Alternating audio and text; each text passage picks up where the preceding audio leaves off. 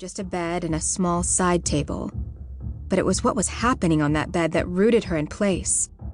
Brendan, because who else could it be with that massive body wound about with tattoos, thrust into a woman, his big hands around her throat.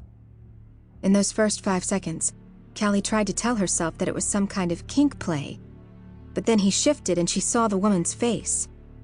Bruises blackened both her eyes, and her lip was split, leaving a trail of blood down her cheek. Holy Mother of God, is she even breathing? She reached blindly behind her for the door, but missed it, smacking into the wall. He froze, turning his head and pinning her with eerie blue eyes. If she'd had any doubts about his identity before, she didn't now. All the Halloran family had eyes that color.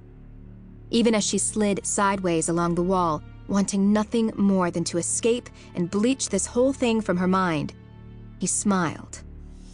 Another present for me? You shouldn't have. Breathe, Callie. Breathe and brazen your way through this. Her hand closed on the door handle. She had a split second to make a decision. Come clean or try to lie her way back through the door. It was no contest. Sorry. Wrong room. I don't think so. He was up and on her before she had the door open, moving faster than any man his size had right to. Even in her ridiculous heels, he dwarfed her. You're prettier than the norm here. You must be new. He licked his lips. I love breaking in the new ones. Oh God, oh God, oh God. No one knew she was here. He could do to her what he'd done to that other woman, who still wasn't moving, and no one would know. Fear tried to blank her mind, but she'd been trained better than that. Show no weakness. She tried for a smile. There's been a mistake.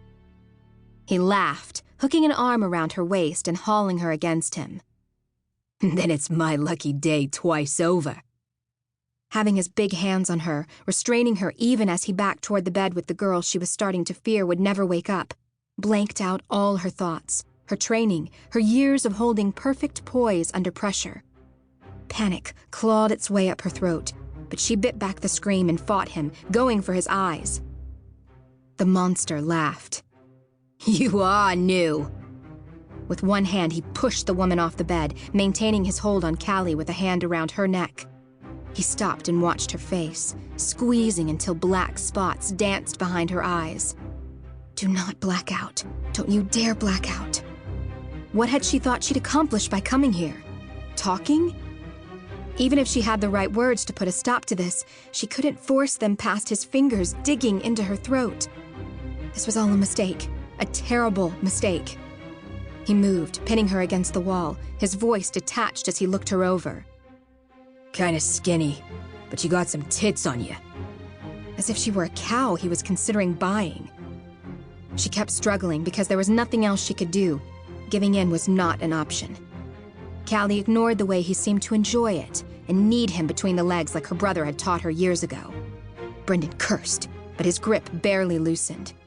She tried again, but he blocked her and tossed her into the wall like she was nothing more than a pile of rags.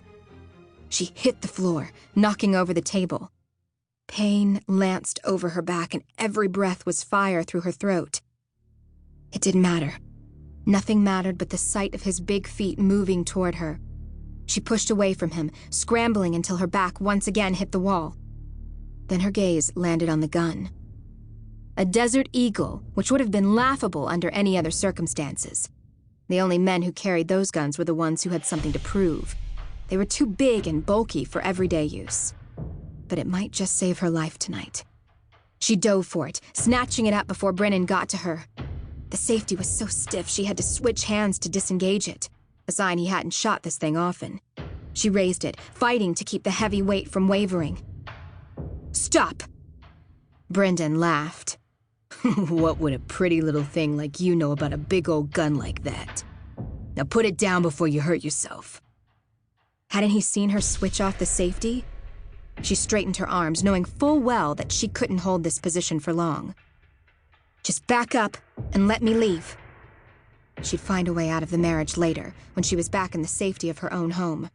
Her family might need an alliance, but she'd find some...